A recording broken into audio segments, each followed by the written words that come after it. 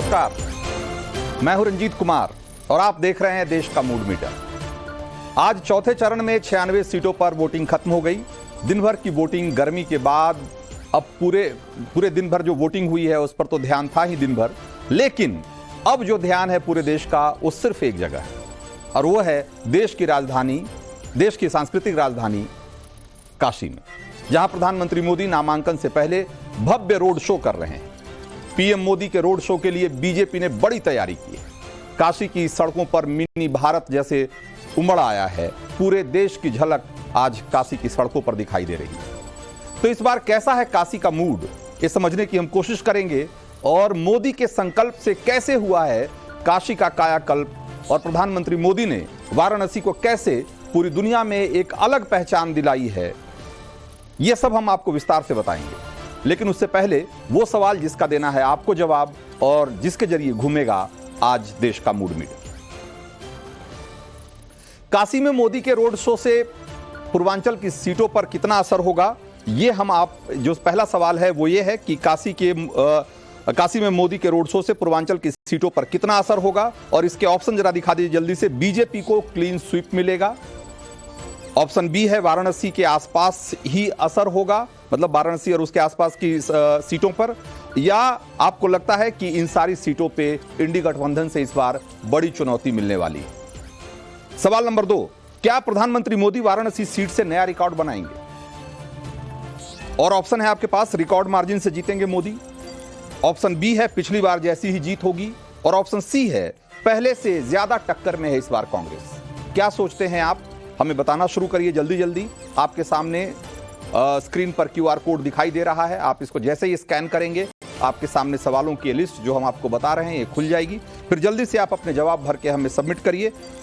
इस बीच हम आपको बताते हैं कि सवाल नंबर 3 क्या है। मोदी अपने संसदीय क्षेत्र काशी के कायाकल्प में कितने कामयाब रहे हैं? और ये सवाल है और इसके जवाब में जो ऑप्शन है कि मोदी ने काशी का कायाकल्प कर दिया है। ऑप्शन बी है मोदी ने जो कहा वो किया और ऑप्शन सी है मोदी ने जितना कहा उतना नहीं किया। क्या सोचते हैं इन सवालों के जवाब में आप हमें बताना शुरू करिए। जैसा कि हमने पहले आपको बताया कि क्यूआर कोड स्कैन करना है अपने मोबाइल कैमरे से और आपको जवाब देना है और आखिर में अपनी डिटेल जरूर भरिएगा, क्योंकि उसी के आधार पर हम हर रोज 4 लकी वोटर का चुनाव करते हैं। अब हम लौटते हैं अपने एजेंडे की तरफ। तो प्रधानमंत्री मोदी का काशी से अलग रिश्ता रहा है और वो तस्वीरें आप इस समय देख रहे हैं जो स्क्रीन पे, उसको देखकर आप आसानी से समझ सकते हैं कि मोदी के लिए जिस तरह का जनसैलाब सड़कों पर उमड़ा है, जिस तरह से लोग उत्साह और उल्लास से भरे हुए दिखाई दे रहे हैं, उससे आपको अंदाजा लग जाएगा कि प्रधानमंत्री मोदी के लिए कितना खास रहा है ये काशी, और काशी के लोगों के लिए भी प्रधानमंत्री मोदी कितने खास रहे हैं इसका अंदाजा आप इन तस्वीरों के जरिए आप लगा सकते हैं। तो मोदी के लिए काशी एक संसदीय क्षेत्र भर नहीं है, वाराणसी से उनका जो लगाव है वो एक अलग स्तर पे है, एक निजी स्तर पर भी। ये बात प्रधानमंत्री कई बार कह चुके हैं। 2014 में वो सबसे उनका फेमस जो स्पीच था वो आपको याद होगा, जब उन्होंने कहा था कि उन्होंने कहा कि मैं न यहाँ आया हूं न मुझे किसी ने भेजा है, मुझे मां गंगा ने बुलाया है। और अब पिछले हफ्ते ही वो हमारे चैनल के इंटरव्यू पे उन्होंने एक और बात कही। उन्होंने कहा कि काशी से मेरा गहरा नाता है और अब तो मुझे ऐसा लगता है कि मां गंगा ने मुझे गोद ले लिया है। मैं चाहता हूं कि एक बार जो पीएम ने कहा एक बार सुने आप। मैं जब 2014 में काशी गया तो नामांकन के बाद, क्योंकि वो लास्ट मोमेंट तय हुआ था मेरा काशी जाना, तो नामांकन के बाद ऐसे ही मीडिया के लोगों ने मुझे पकड़ा तो मेरे मुंह से ऐसे ही एक भाव निकल गया। और उस दिन आप देखेंगे मेरा वो बिल्कुल, मैं तैयार नहीं था, अचानक ही मुझे पकड़ा था। मैंने कहा देखिए भाई, न मैं यहाँ आया हूँ न मुझे किसी ने भेजा है, मुझे तो माँ गंगा ने बुलाया है। ऐसा मैंने 2014 में कहा था। लेकिन आज 10 साल के बाद मैं पूरे भावुकता से कह सकता हूँ कि उस समय मैंने कहा था कि माँ गंगा ने मुझे बुलाया है। आज मुझे लगता है कि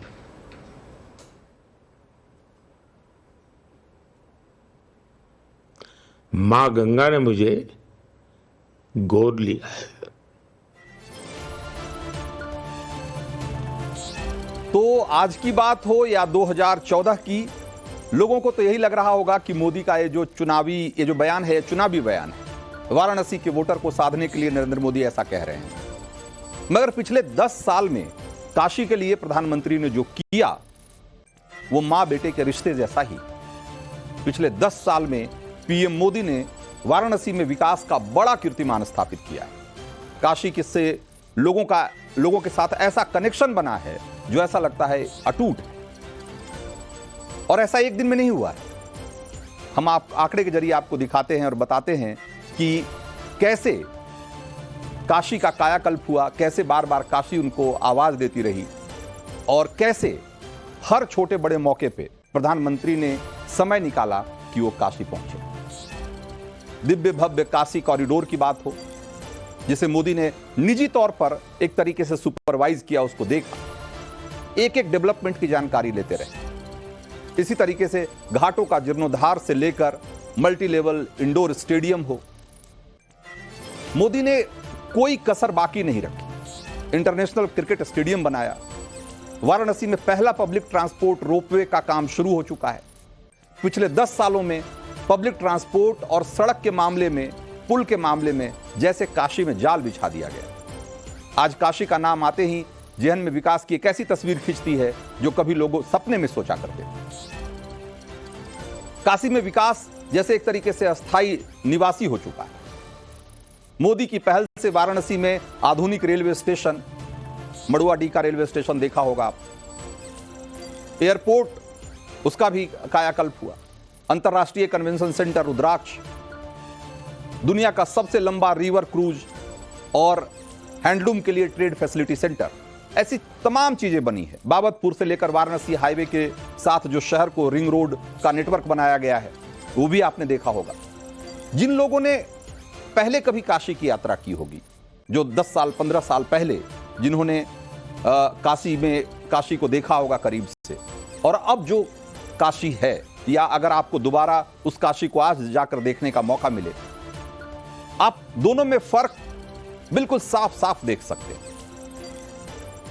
आप सोचिए, कोई सांसद कहीं से जीतने के बाद कितनी बार अपने संसदीय क्षेत्र जाता है। जनता कई बार उनके लिए पोस्टर लगाते हैं कि ये लापता हैं, इनको ये कहीं मिले तो हमें बताएं। मगर देश के पीएम होने के बावजूद मोदी ने 45 बार काशी की यात्रा की।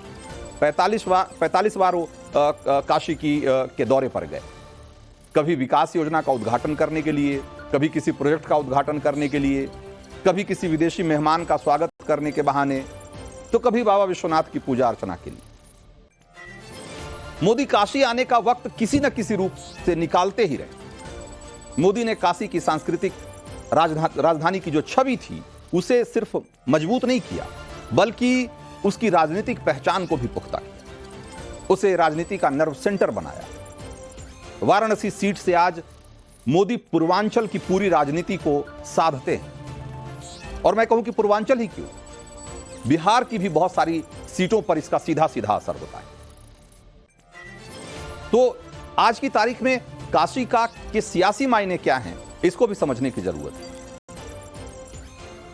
काशी से यूपी की 18 सीटें और बिहार की 11 सीटों पर सीधा सीधा असर पड़ता है।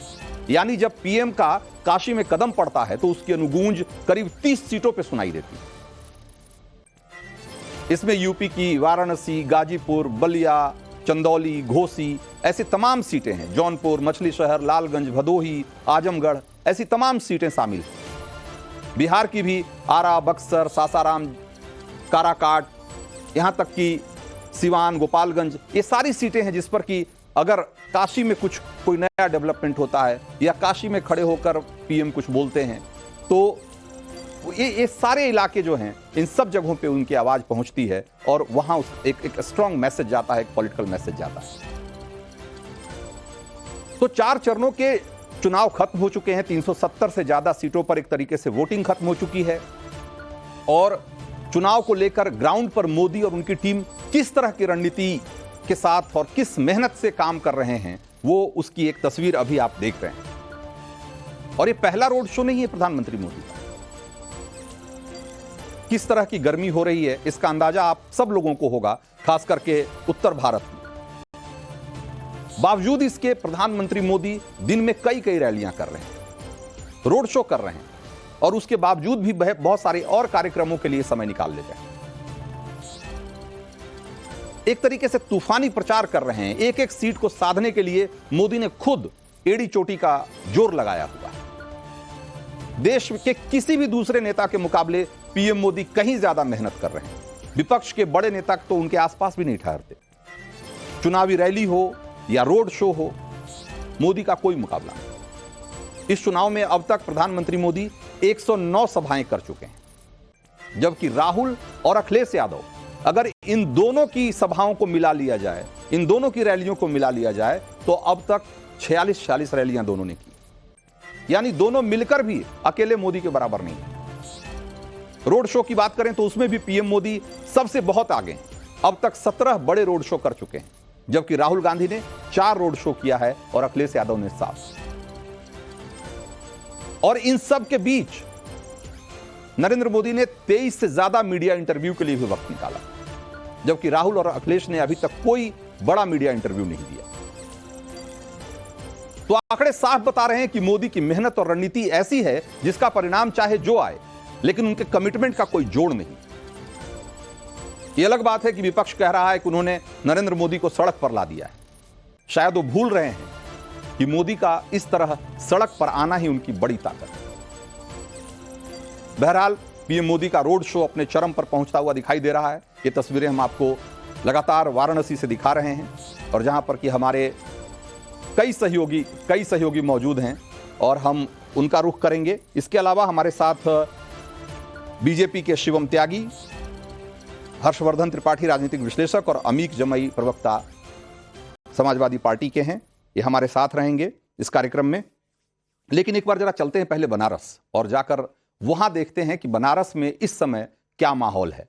हमारे साथ आशुतोष हैं और मुझे लगता है कि आशुतोष के पास जो तस्वीरें दिख रही है उसमें सबसे ज्यादा हलचल है। आशुतोष, बनारस के प्रति पीएम का लगाव लोगों ने देखा, और ये जो तस्वीरें दिख रही है बनारस के लोगों का पीएम के प्रति जो लगाव है, जो उत्साह है, जो उल्लास है उनको लेकर, वो साफ साफ दिखाई दे रहा है। क्या महसूस कर रहे हैं आप वहां?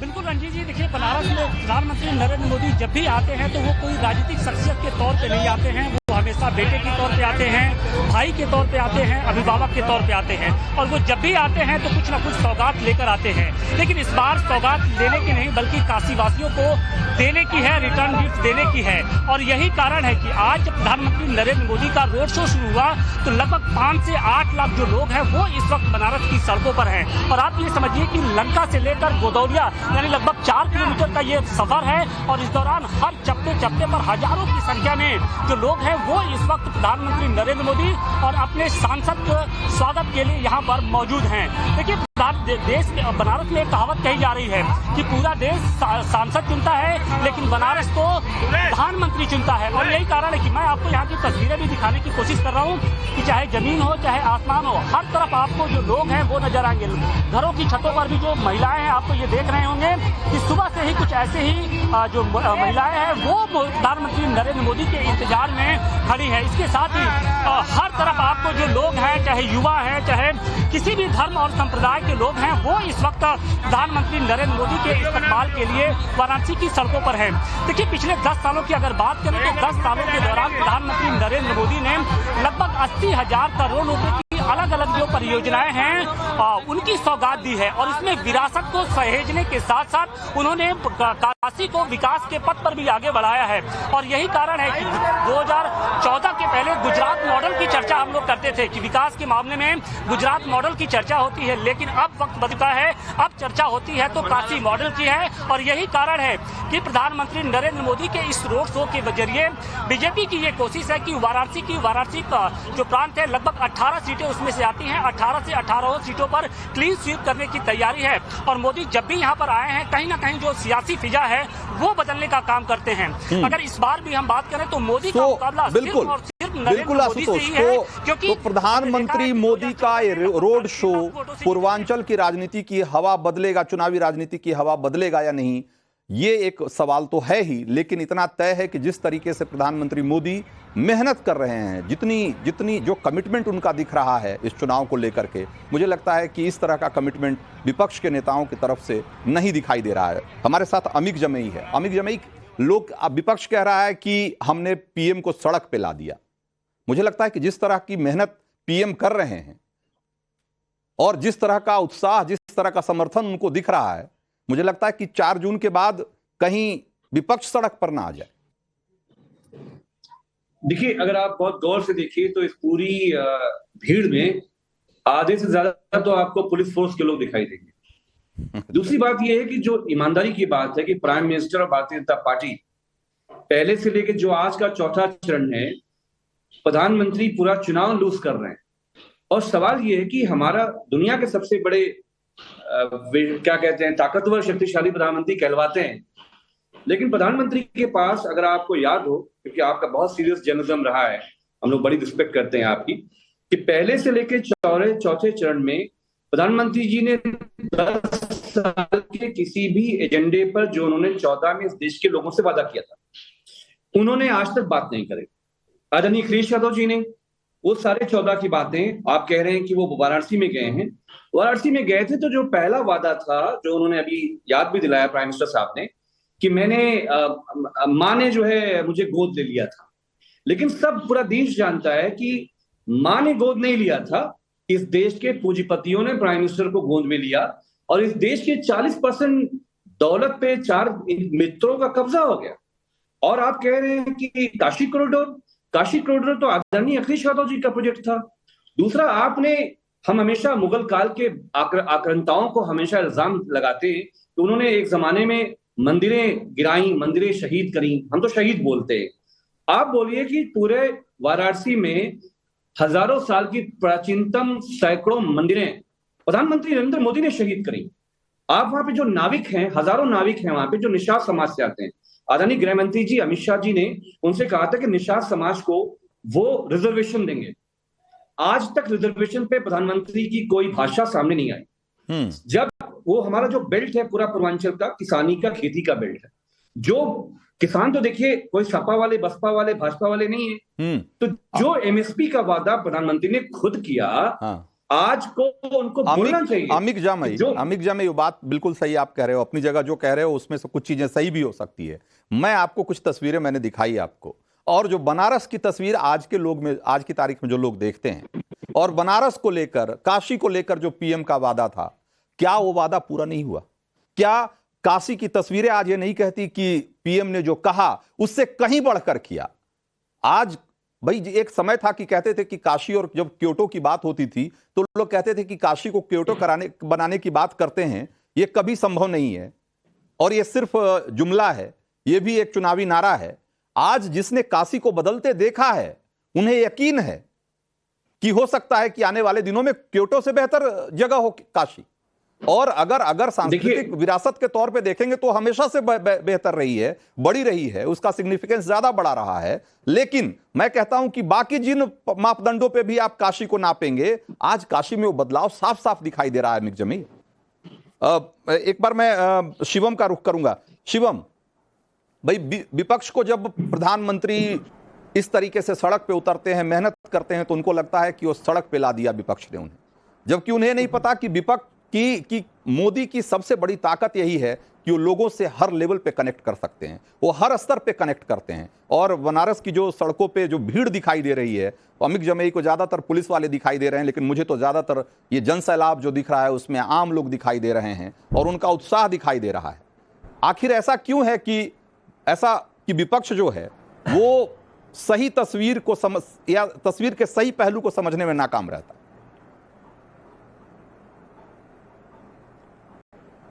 रंजीत जी, सबसे पहले तो मैं एक चीज कहना चाहता हूं कि जिस तरीके का माहौल मैं देख रहा हूं ये अविस्मरणीय है। और एक चीज और इसके साथ साथ जोड़ दूं कि आजकल आप काफी चर्चा सुनते होंगे सुपर कंप्यूटर की। लोग कहते हैं कि सुपर कंप्यूटर आएगा तो इस देश में, दुनिया में कितना कुछ बदलेगा, कितना कुछ चीजें ट्रांसफॉर्मेशन में आएंगी।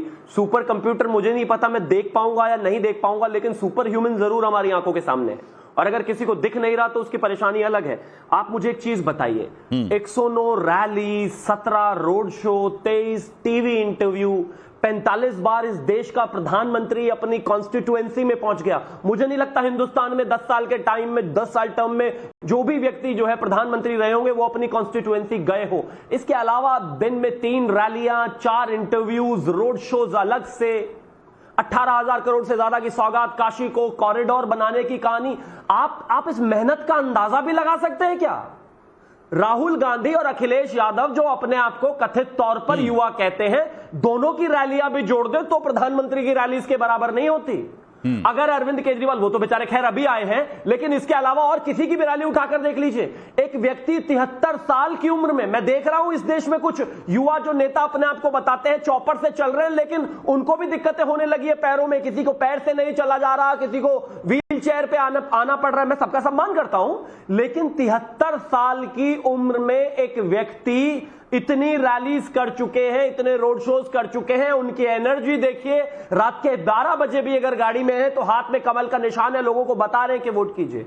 आप इस मेहनत की बराबरी कर सकते हैं। सही बात है। और जब आप हारेंगे, इसके बाद अगर आपके रिजल्ट अच्छे नहीं आएंगे तो आप कहेंगे कि ईवीएम में गड़बड़ी है। हमारे साथ हर्षवर्धन त्रिपाठी भी जुड़ गए हैं। हर्षवर्धन जी, एक तरफ प्रधानमंत्री मोदी की मेहनत दिखाई देती है, कमिटमेंट दिखाई देता है। इस देश ने ऐसा कोई पहली बार नहीं है कि प्रधानमंत्री की कॉन्स्टिट्यूएंसी ये देख रहा है देश। भाई सारे प्रधानमंत्रियों की कॉन्स्टिट्यूएंसी रही है और उन कॉन्स्टिट्यूएंसी की क्या हालत रही है और अपनी कॉन्स्टिट्यूएंसी को लेकर के प्रधानमंत्रियों का किस तरह का कमिटमेंट रहा है, वो भी इस देश ने देखा है। उत्तर प्रदेश में भी ऐसी 4-5 कॉन्स्टिट्यूएंसी है जहां से प्रधानमंत्री बने और प्रधानमंत्री लंबे समय तक रहे, लेकिन उन सारे क्षेत्रों में, उन सारे शहरों का क्या हाल है वो हमसे किसी से छिपा हुआ नहीं है। और बनारस को जब हम देखते हैं, उसके बावजूद हम जब यही कहते हैं कि जो उन्होंने कहा वो किया नहीं, उन्होंने सारी बातें जो झूठे की। देखिए रंजीत जी, सबसे पहले तो ये कि बनारस में जो अब दिख रहा है, अब ये न्यू नॉर्मल हो गया है। प्रधानमंत्री नरेंद्र मोदी काशी के सांसद के तौर पर उन्होंने इसको सामान्य बना दिया है। अब यहाँ कुछ ऐसा है नहीं जो आपको नया लगे, ये जनसैलाब हो या फिर काशी की गलियों में इस तरह का भी रोड शो होगा, ये किसी ने कल्पना नहीं की थी। और कोई टेलीविजन की बहस में कोई प्रवक्ता आके कुछ भी बोल सकता है, इसमें कोई दिक्कत नहीं है। हर एक का अपना उसके मन में वही भरा होता है, कुछ भी बोल सकता है।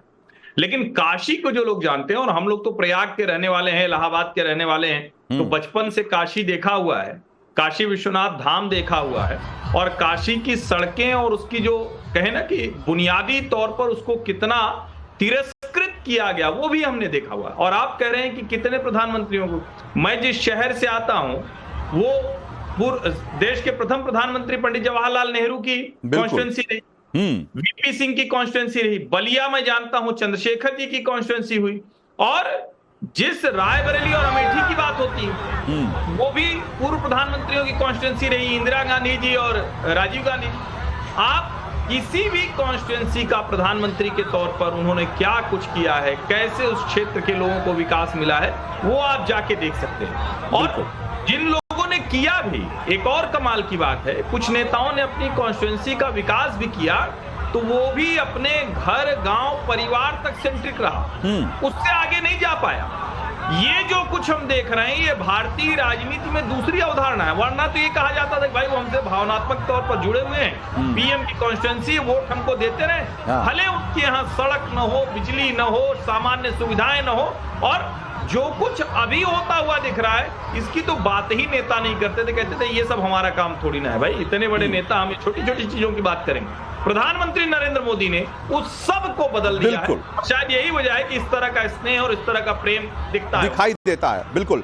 तो जिस तरह की तस्वीरें हम अभी देख रहे हैं वाराणसी से, जैसा कि हर्षवर्धन जी ने कहा कि अब ये न्यू नॉर्मल है, और ये जब भी काशी पहुंचते हैं प्रधानमंत्री मोदी, वहां के लोगों का स्नेह, वहां के लोगों का उत्साह, समर्पण इसी तरीके से सड़कों पे छलक कर दिखता है। इसमें कोई दो मत नहीं है।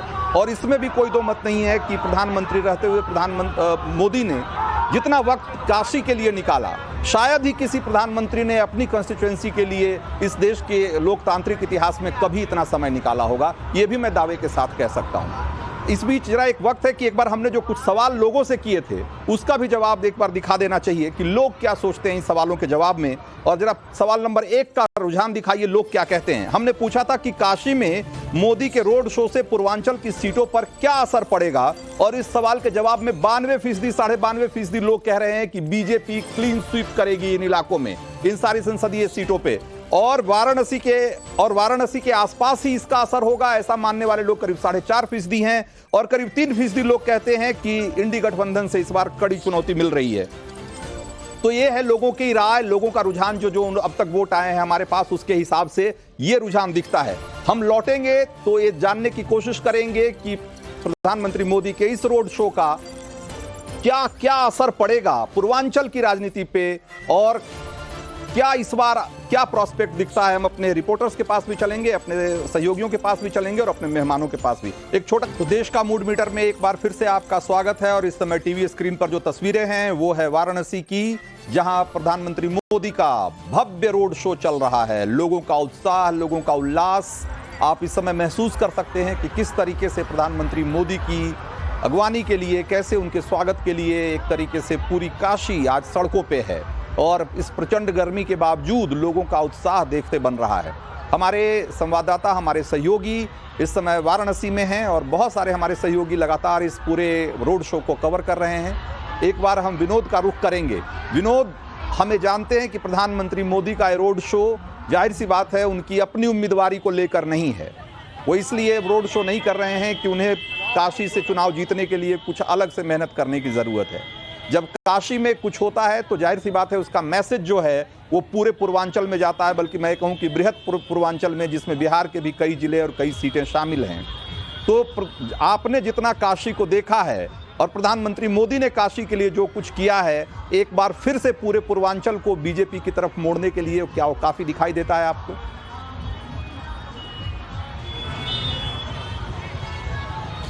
बिल्कुल, देखिए, बिल्कुल सही कहा आपने। अगर पीएम काशी में है और रोड शो कर रहे थे, इसका इम्पैक्ट केवल उत्तर प्रदेश के कुछ जिलों तक नहीं है, बिहार के जिले भी इसमें शामिल होते हैं और पूरा पूर्वांचल इससे प्रभावित होता है। एक बड़ी बात मैं आपको बताना चाहूँगा, जो मैंने देखा, सुबह से हम यहाँ खड़े थे, यहीं से पीएम का रोड शो शुरू हुआ था। बहुत तेज धूप थी, उसके बावजूद भी दोपहर करीब 11-12 बजे ही लोगों की भीड़ जो है वो जुटनी शुरू की थी। बहुत बड़ी संख्या में लोग यहाँ मौजूद थे, और जो सबसे अलग हमें दिखा कि इस रोड शो में जितनी बड़ी संख्या में पुरुष थे, उतनी बड़ी संख्या में महिलाएं भी थी जो पीएम को देखने के लिए आई थी यहाँ पे। और जब रोड शो शुरू हुआ, हमने उनसे बातें की, तो उनका जो जोश था, जो उत्साह उनके अंदर था, वो जिस तरह से एक्सप्रेस कर रही थी, वो जो कनेक्शन है पीएम का लोगों से या महिलाओं से, वो दिखा है। और यही वो चीज है जिससे शायद विपक्ष समझ नहीं पा रहा, जो एक नैरेटिव सेट करने की कोशिश की जा रही है। फिर से आएंगे आपके पास फिर से आएंगे विनोद। हमारे दूसरे सहयोगी अमित भी उनके आपके साथ हैं वहीं बनारस में। और अमित, जैसा कि कहते हैं कि बनारस से जो पैगाम निकलता है वो पूरे पूर्वांचल में उसकी गूंज सुनाई देती है, तो इस समय जो आपने महसूस किया उसके हिसाब से पूरे पूर्वांचल में बनारस से क्या मैसेज जाता हुआ दिखाई दे रहा है आपको?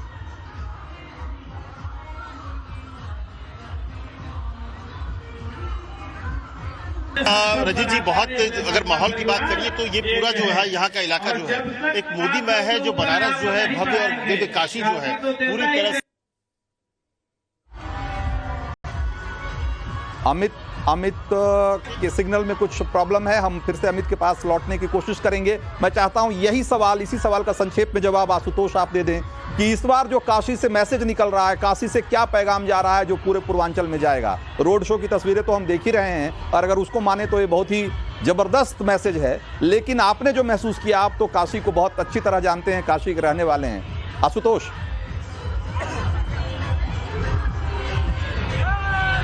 रंजीत जी, देखिए, बनारस के बारे में कहा जाता है कि बनारस मूड और मिजाज दोनों से भाजपाई है, और इसके पीछे की वजह भी है। सन 1989 से लेकर 2024 तक सिर्फ एक दफे ऐसा हुआ है कि जब ये सीट गैर किसी भाजपाई के पास रही हो, यानी गैर किसी भाजपाई पार्टी के पास रही हो।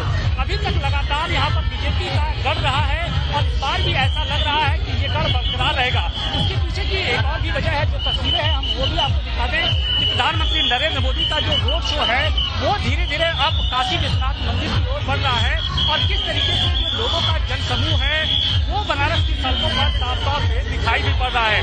और इसके पीछे जो कारण है वो साफ तौर पे है कि बनारस के प्रति प्रधानमंत्री नरेंद्र मोदी का जो समर्पण रहा है, जो प्यार रहा है, वो अब लोगों के सिर चढ़कर बोल रहा है। और यही कारण है कि प्रधानमंत्री नरेंद्र मोदी लगातार एक तरीके से पूरी काशी जो है वो इस वक्त प्रधानमंत्री नरेंद्र मोदी के लिए प्रचार कर रही है। प्रधानमंत्री नरेंद्र मोदी अपनी जीत के लिए प्रचार नहीं कर रहे हैं। बिल्कुल, आपने एक लाइन में आपने समराइज कर दिया, एक लाइन में आपने सार संक्षेप में बता दिया आशुतोष कि प्रधानमंत्री मोदी अपने लिए प्रचार नहीं कर रहे हैं। ऐसा लगता है कि पूरी काशी प्रधानमंत्री मोदी के लिए प्रचार कर रहा है इस समय, और ये इन तस्वीरों को देख करके तो वाकई ऐसा ही लगता है। हमारे साथ हर्षवर्धन जी भी हैं और अमिक जमेई और शिवम त्यागी भी हैं। अमिक जमेई, पूरा जैसा कि हमारे सहयोगी कह रहे हैं कि पूरी काशी आज की तारीख में प्रधानमंत्री मोदी के लिए जैसे प्रचार में उतर आई है, और जब काशी के लोग प्रचार के लिए उतर आते हैं तो पूरे पूर्वांचल में उसका मैसेज जाता है। वो मैसेज आप महसूस कर रहे हैं कि नहीं? देखिए, मैं बहुत साफ बात कहना चाहता हूं कि मैं यहां पर कोई प्राइम मिनिस्टर को, चीफ मिनिस्टर को तेल लगाने के लिए नहीं आया। एक मोटी सी बात है कि प्राइम मिनिस्टर ने कहा कि मां गंगा का वो बेचे। आप बताइए कि 18,000 करोड़ रुपए नमामि गंगे के मां गंगा की सफाई पे लाके भारतीय जनता पार्टी डकार गई। आज भी हमारी गंगा जी अब उसका पानी इस्तेमाल नहीं कर सकते। तो जो प्राइम मिनिस्टर काशी की सीट से दिल्ली पहुंचता है, मां गंगा के नाम पे झूठ बोल सकता है, तो उससे बड़ा झूठा इंसान कौन हो सकता है? दिल्ली में जाके उसने झूठ बोला कि वो किसानों को एमएसपी देंगे, एमएसपी दिया किसानों को। निषाद समाज को बोला कि जो नाविक हैं गंगा जी में उनको मैं आरक्षण दूंगा, आरक्षण नहीं दिया। ये तो कहिए कि काशी कॉरिडोर अगर अखिलेश यादव जी का प्रोजेक्ट नहीं होता और पूरे जो गंदे नाले गंगा जी में उतर, देखिए अखिलेश जी ने उसका पूरे शहर ये जो जहां तक अमिक जमेई जो स्कैम वाली बात कर रहे हैं ना आप, ये जो घोटाले की बात कर रहे हैं, तो ये आरोप प्रत्यारोपों की अगर बात करें तो ऐसे तो आरोप समाजवादी पार्टी पे भी लगते रहे हैं कि लखनऊ में गोमती रिवर प्रोजेक्ट के नाम पे 500 करोड़ का, 1500 करोड़ का, 2000 करोड़ का, पता नहीं, अलग अलग समय पे अलग अलग फिगर आते रहे कि घोटाला हो गया। तो घोटालों के आरोप प्रत्यारोप में तो एक अलग तरह की कहानी हो जाती है। वो मैं ये कह रहा हूं कि भाई रिवर प्रोजेक्ट साफ करके दिखाया, लेकिन रिवर प्रोजेक्ट कैसे कामयाब हो सकता है, इस देश को पहली बार प्रधानमंत्री नरेंद्र मोदी ने ही दिखाया। शिवम त्यागी, मैं कह रहा हूं कि साबरमती रिवर फ्रंट से लेकर और जम्मू तक में रिवर फ्रंट अगर नदियों के किनारे देखने लायक, घूमने टहलने लायक, सैर करने लायक, जीने लायक हो सकते हैं, इस देश को पहली बार प्रधानमंत्री मोदी ने दिखाया। लेकिन अमिक जमेई को नहीं दिख रहा। रंजीत जी, मैं ये कह रहा हूं कि हमारी गंगा जी, देखिए सबसे पहले अमिक भाई आपका हो गया ना, आपको उन्होंने बोलने का मौका दिया, आप अपने समय में बोले। रंजीत जी प्लीज आप उनको रोके। अमिक आप ही का सवाल मैं शिवम के पास लेकर गया हूं, आप ही का सवाल शिवम के पास लेकर गया हूं, उनको जवाब देने नहीं दीजिए। आपने एक आरोप लगाया ना नमामि गंगे का, मैं कह रहा हूं कि नमामि गंगे का भी जवाब आ जाने दीजिए ना, नमामि गंगे का भी जवाब आ जाने दीजिए। हाँ शिवम, आरएसएस की ट्रेनिंग से निकला हुआ प्रधानमंत्री, थैंक यू, आप इनको प्लीज रोक दीजिए। मैं नहीं इनके ऊपर बोलना चाहता, मेरी आवाज बेहतर है, लेकिन कोई लाभ नहीं है मेरे समय में, क्योंकि मैं इनके समय में नहीं बोला। प्लीज आप इनको रोक दीजिए। हाँ ठीक है शिवम, आप बोलिए। हाँ थैंक यू। मैं सिर्फ मैं एक ही चीज कहना चाहता हूं, अमिक जमेई ने जिस भाषा का इस्तेमाल किया, मैं उस भाषा का पक्षधर नहीं हूं, लेकिन आपकी औकात नहीं है प्रधानमंत्री को कुछ भी लगाने की। आप सिर्फ अखिलेश यादव को तेल लगा सकते हैं, उनको तेल लगाइए। ये किस तरह की भाषा है? काशी कॉरिडोर दिया, अगर दिया तो आदरणीय प्रधानमंत्री जी ने दिया, और इसके अलावा अगर जितने भी कॉरिडोर दिए महाकाल लोग दिया तो आदरणीय प्रधानमंत्री जी ने दिया, श्री राम मंदिर दिया तो उन्होंने दिया। आप क्या बात कर रहे हैं? आप चुप रहिए, आप बदतमीजी वाली भाषा, आपकी औकात नहीं है किसी को कुछ भी करने की। लगाइए दिन रात बैठ कर अखिलेश यादव को तेल, और कुछ नहीं कर सकते आप। इस देश में ये विकास करेंगे? घोटालेबाज दुनिया भर के 2 लाख करोड़ की प्रॉपर्टी बना ली और यहाँ पर बैठकर घोटाले का ज्ञान दे रहे हैं।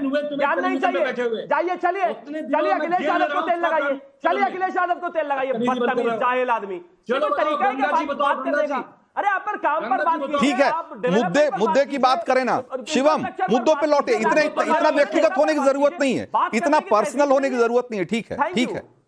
वो व्यक्तिगत, मैं नहीं हुआ, उनने नहीं, उनकी भाषा है ये। गंगा जी ठीक है। मैं सिर्फ एक ही चीज कहना चाहता हूँ, हमारे सहयोगी दिनेश गौतम के पास चलेंगे। मैं उनके पास बहुत देर से जाना चाह रहा था, पहली बार फ्रेम उनका मिला है। दिनेश के पास चलते हैं। दिनेश, क्या तस्वीरें हैं और क्या मैसेज है, जरा दिखाइए।